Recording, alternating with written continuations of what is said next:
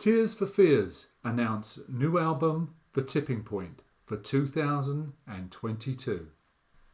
2004 was the last time Tears for Fears released an album of new music, but on February the 25th, 2022, via Concord Records, we will get The Tipping Point.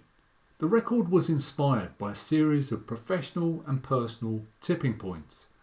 Founding member Roland Orzabal told Rolling Stone the title track was influenced by the death of his wife Caroline in 2017.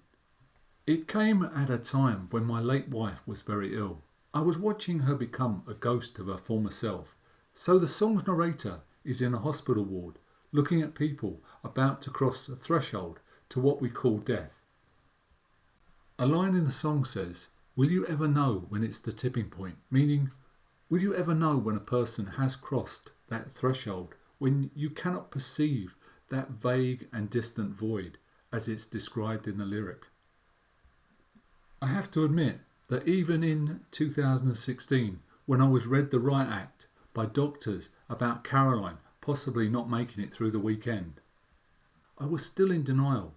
I think that when you've been close to someone for decades, they are living within you as well as without.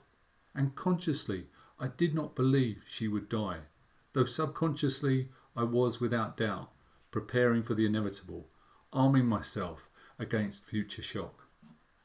The band hadn't wanted to take so much time between albums, but the pressures of trying to raise families, personal issues of course, and some aborted attempts to come up with songs that tried to recreate that classic Tears for Fears sound. For these sessions, the band worked with some of today's top hit makers, and while most of those sessions were discarded, two songs find their way onto the new album: My Demons and Please Be Happy.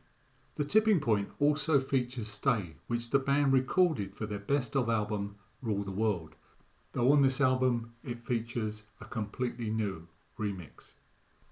When Kurt Smith, the other original member of the band, and Roland Orzabal got together, they found the best way to create music for this new album was to strip things back, grab a couple of acoustic guitars and see what happened. Kurt Smith: when you've known each other as long as we have, and have worked together as long as we have, there's a bond there that becomes familiar. So it's different from a friendship, and it's different from a marriage. It's literally like, that's your brother. It's the kind of bond you can't really break. It can fall apart at times, you separate for periods, which I also think is healthy. But in the end, we always seem to find each other again.